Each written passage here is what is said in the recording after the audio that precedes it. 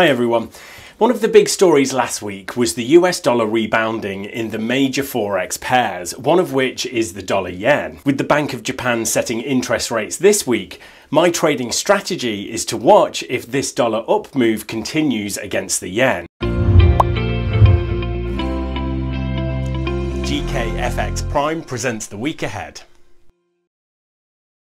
Let me start with the technical analysis. I'll cover the BOJ in the economic calendar, then I'll talk some fundamentals. So when I talk about a possible bottom in the dollar yen, I'm referencing the bigger picture that you see on this weekly chart. You can see we've had 3 reversals of the 103 level, and this falling wedge pattern tends to be bullish. A bullish confirmation would be if we get a breakout above the top trend line, whereas a break back below 103 would be bearish. By the way, if you're getting some use from this video for your trading, please click the like button, and the YouTube algorithm will make sure more people see it, and that means we can keep making them. Now, it's a busy economic calendar this week.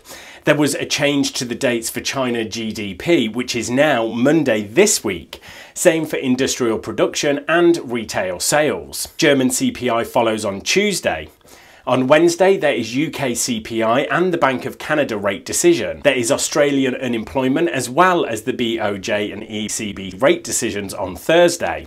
Then we round off the week with PMI data for January on Friday. One thing to understand about the dollar-yen currency pair up front is that it is heavily dependent on US bond yields. When US government bond yields rise faster than the equivalent bonds in Japan, Japanese investors tend to want to own more US bonds than Japanese ones to earn more interest on their money. That means they sell yen and buy dollars in order to buy the US bonds. With that positive correlation in mind, US Treasury yields are at their highest since the crash in March last year, having recently risen back over 1%. I talked about the effect Democrats winning the Senate had on that last week. Yields in Japan are rising too, but not as much, because Japan isn't planning the same huge amount of government spending that Democrats in the US are. Now, will this spread between US and Japanese bond yields continue to widen?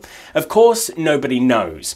But if they do, that's a strong reason to suspect the dollar-yen pair is ready to bottom out. And the second consideration here is the Bank of Japan. The BOJ is unlikely to change its monetary policy at the meeting this week. It's more a question of their economic outlook. The consensus opinion is that they will keep an optimistic view of the Japanese economic recovery. However, watch out because Japan is suffering in a second wave of the coronavirus, so the BOJ could bring a dovish surprise to offer extra support. Right, thanks everyone, good luck trading this week, and make sure to subscribe to our channel so you don't miss the next video.